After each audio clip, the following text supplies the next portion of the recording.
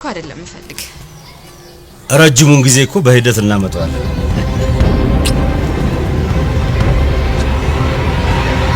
አቶ መሰለ ያላሰበው ከባድ ችግር ውስጥ ገባ። ሮዛ ተጫወተችበት። ሮዛ አቶ መሰለን አማልዬ ጉድ ሰራዋለሁ በማለት ያሰበችውም ተሳክቶላታል። አሁን ላይ አቶ መሰለን በመሳምና እንዲሁም ደግሞ አቶ መሰለ በመደንዘዝ እናም በምስመው ሰዓት በጣም ደነገጠ። እናም ለምን ዛሬ አብረን አንሄድም ብሎም ይላታል። ይህንን ደግሞ ይኸውልህ እኔ ግን አንድ የምፈራው ነገር አለኝ ብሎም ይላታል። ምንድነው የምትፈራው ነገር? ይኸውልሽ ከወጣት ሴቶች ጋር ተኝቼ ከነሱ ጭን ላይ ለመውጣት በጣም ፈራለሁ ብሎም ሲላት፣ ከኔ ጋር ግን ምንም ችግር የለውም ብላም ትለዋለች። እኔ ግን አንተ ደስ የምትለኝ ነገር ምን እንደው ታውቃለህ ብላም በምትለው ሰዓት እሺ ምንድነው የኔ ደስ የሚያሰኝሽ ምንድነው ብሎም ይጠይቃታል። ጀግንነትና እንዲሁም ደግሞ ማንንም ምንም አይመስልም ወይም ደግሞ ማንንም አትፈራም ብላም ትለዋለች። ይኸውልሽ አሁን ለማንኛውም ወደ ቤት እንሂድ ብሎም ሲላት፣ እንዴ አንተ ቤትማ እኮ ሉሊት አለኝ ስለዚህ እንዴት እንሄዳለን ብላም ትለዋለች።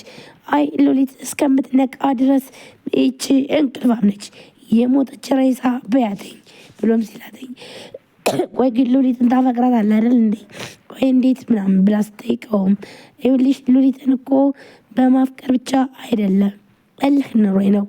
ደግሞም ታውቂያለሽ ቤተሰቦቿ መናጢ ድሃ ናቸው። እናም ደግሞ ለምን እኔ እንደፈለግኩት ለምን አይሆንም ብዬ እልክ ይዞኝ ነው እንጂ ሉሊትን አፍቅሬያት ብቻ አይደለም ብሎ ለሮዛም ይዋሽላታል። የሉሊት ቤተሰቦች ቁርስ በልተው ምሳ የማይደግሙ ናቸው። እሷ ደግሞ ከዛ ቤተሰብ ይወጣች አትመስልም። የሆነች ቀብራራና እንዲሁም ደግሞ እሷ ከማንም የምትበልጥ ነገር ሁና ነው የምታስበው። ስለዚህ እሷ ደግሞ እንደሱ እንዳልሆነች ደግሞ ከማንም እንደማትበልጥና ምንም አይነት ተራ ሴት እንደሆነች ለማሳወቅ ስለምፈልግ ነው። ስለዚህ በዚህ ምክንያት ነው ብሎ ይነግራታል። ይህም በሚላትም ሰዓት ሮዛ ትክ ብላ እያየችው ነበረ። አቶ መሰለን ወደ ራሱ አድርጋ ሮዛ አንድና አንድ የምትፈልገው ነገር ገንዘብ ስለሆነ ስለዚህ አቶ መሰለን ማማለል ጀምራለች ይላል። አዎ ልክ ነህ፣ አልሸነፍ ባይነት ግን በጣም ወድጀዋለሁ ብላ ትነግረዋለች። እንዲሁም ደግሞ አቶ መሰለ አዎ ልክ ነሽ፣ ምክንያቱም ደግሞ ይህንን አለማመንሽ ወይም ደግሞ አለመቀበልሽ ምንም አይነት ምርጫ የለሽም ብሎም ይላታል። በልሺ ለማንኛውም ደናደር ሁሉ ነገር ግን ወድጀዋለሁ በማለት ሮዛም ትመልስለታለች። አቶ መሰለ ግን ብቻውን መሄድ አልፈለገም። ሮዛን ይዞ መሄድ ይፈልጋል። ከሮዛ ጋር አብሮ መሄድ ከዛም ሉሊትን መተው። ምክንያቱም ምንም ይሁን እንጂ ከሉሊት ፍቅር ቢይዘውም ግን ደግሞ አሁን ላይ ሮዛ ሽብትለው ሉሊት ጋር ይዞ ሄዶም እዛ እንደፈለገ ማድረግ ይፈልጋል። እናም ሮዛ ደግሞ የሆነ ነገር ሳታገኝ በፍጹም መሄድ አትፈልግም። መሰለም ሮዛን ቻው ብለው ሮዛ ስትሄድ ይመለከታትና እውነት ለመናገር የፈጠነን አልመሰለሽም፣ ይህ ድራማሽ ደግሞ በጣም ደስ የሚል ነው እያለም ያሾፍባታል። ምክንያቱም ሮዛን ድራማ እንደሆነ አቶ መሰለ በደንብ ጠንቅቆ ያውቃል ማለት ነው። እናም ስለዚህ ለዛ ነበረ ሮዛ ግን አሁን ላይ ላቻጅለው ነውና እጅ ሌላ አስገባው ነው ብላም ደስ ብሏታል። ሮዛን የተመለከተ እውነት ለመናገር ዛሬ በጣም አምሮብሻል ይላታል። እናም አሁን ላይ ነው የታየህ ወይም ደግሞ እጆችህ እንድትፈቀዱልህ አይኖችስ እንድትፈቀዱልህ ብላም ትላለች። ይህ ደግሞ ምን ማለት ነው ብላም ስትለው ይኸውልህ አንተ ትፈልጋለህ ግን ደግሞ ኩራት እኔን ማቀፍ ደግሞ ይከብዳል፣ ምክንያቱም ደግሞ ኩራት አለብህ ብላም ትለዋለች። እንዴ ምን ማለት ነው ብሎም ባንቴኑም ይመልስላታል። ሮዛ ይኸውልሽ ስለ ራስሽ ትልቅ ግምት አለሽ፣ አንዳንድ ጊዜም ደግሞ የማይመስሉ ነገሮችን ትናገራለሽ ብሎም ይላታል። ሮዛን ብድግ ታረግና እና ታዲያ ትክክል አይደለሽም እያልከኝ ነው በማለት ለባንቴኑም ትመልስለታለች። ይኸውልሽ ባንቴኑ ይኸውልሽ እንዳንቺ እንደውም ዴብ ይቅርታ ባያስተምረኝ ኑሮ በፍጹም እጣገብሽ እንኳን አይደለምና አንቺን ላቅፍሽ እጣገቤ ራሱ እንድትቀመጭ አልፈቅድልሽም ነበረ። ነገር ግን ይቅርታ ደግሞ ከዴብ ተምሬያለሁ ብሎም ይላታል።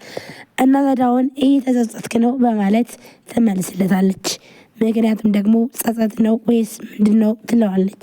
ይህንን በምትለውም ሰዓት እና እሱ ለእኔ ምንም አይደለም፣ እኔንም ደግሞ ይሄ ነገር አያስጨንቀኝም ብሎም ባንቴኑ ይላታል። እና ታዲያ ምንድን ያስጨነቀህ ብላም ስትለው ይህንን ታዩና እስኪ ጥያቄ ልጠይቅሽ፣ ለምንድን ነው ቆይ ግን ያ ጭራቅ ሰውዬ እዚህ ድረስ እንዲሸኝሽ የፈቀሽለት ብሎም ይላታል። አይ እሱማ እንደውም እኮ ቤት ድረስ መግባት ፈልጎ ነበረ እኔ ነኝ እንጂ በማለት ትመልስለታለች። ባንቴኑም እንግዲህ ከእሷ የሆነ ነገር ስለሚፈልግና ወይም ደግሞ የአቶ መሰለን ሚስጥር ትነግረኛለች ብሎ ነው። ምክንያቱም ደግሞ ከአቶ መሰለ ጋር አብሮ ስላወሩ ብዙ ነገር። ስለዚህ ምንድን ነው እቅዱ? ይኸውልሽ ስለዚህ ሰውዬ ግን ጠንቀሽ የምታውቂ ይመስለኛል። ይህ ሰውዬ በጣም እባብ ነው። ለምንድን ነው ግን አንቺ ግን ጨዋታሽን የማታስተካክዩ ብሎ ይላታል። ስለዚህ ምን ማድረግና እንዴት መወጣት እንዳለብኝ ቆይ አንተ እየነገርከኝ ነው በማለት ሮዛም ትመልስለታለች። ይህን ያክል ከዛ እባብ ጋር እንዴት እንደዚህ ታረጊያለሽ? ሌላ መንገድ አትሽ ነው ወይ ብሎ ባንቴኑን ሮዛ ላይ ይጮህባታል። ማለት ምን ማለት ነው? ቆይ ግን አንተ ግን ለምንድን ነው እንደዚህ ይህን ያክል ሉሊት ነፃ ለማውጣት ይህን ያክል መንገድ የምትጓዘው ብላም ጠይቀዋለች። ባንቴኑን ግን ደግሞ ከአቶ መሰለ ጋር እንደዚህ እንድትቀራረብ አልፈለገም። ምክንያቱም ደግሞ ውሸትና ድራማ እንደሆነ አቶ መሰለ በደንብ አድርጎ ስለሚገባው፣ ስለዚህ ይህ ነገር ደግሞ ለእሷ አደጋ ስለሆነ ነበረ።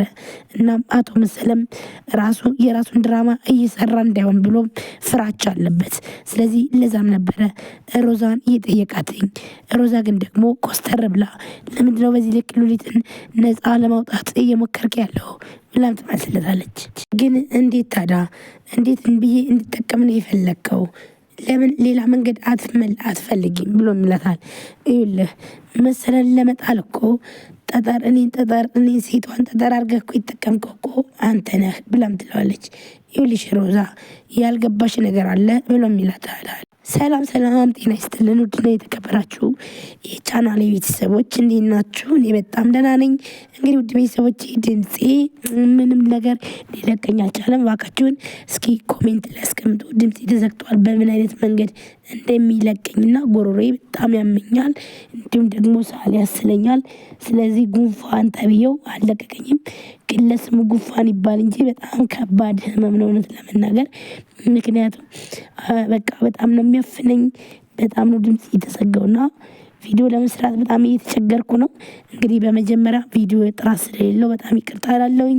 ምክንያቱም ደግሞ እንግዲህ ታውቃላችሁ ቪዲዮ ዛሬ ካልሰራችሁ ቻናሉ በጣም ነው የሚቀዘቅዘው። እንኳን አይደለም በጣም ቀዝቅዞብኛል ቻናሌ፣ ምንም አይነት ነገር እየታየልኝ አይደለምና እባካችሁን ላይክ አድርጉ፣ ሼር አድርጉልኝ። ዩቲዩብ ያው ሼር እንዲያደርግልኝ ማለት ነው። ውድ ቤተሰቦች ከእናንተ ምንም የሚጎላችሁ ነገር ስለሌለ ላይክ ብታደርጉ፣ ሰብስክራይብ ብታደርጉ እንዲሁም ደግሞ ሼር ብታደርጉልኝ ለእኔ ግን ይጠቅመኛል። እዚህ ጋር ወጪ አውጥቼ ነው እየሰራ ያለሁት እና እባካችሁ ፕሊዝ እስካሁን ድረስ ምንም ነገር ክፍያ ሳይከፍል መስራት ዝም ብሎ ያው ምንም አይነት ገቢ ካላገኛችሁበት እዚህ ኢትዮጵያ ላይ ያው እንግዲህ ዋይፋይ ያወጣችሁ ስለሆነ ለመተው ትገደዳላችሁ ማለት ነው።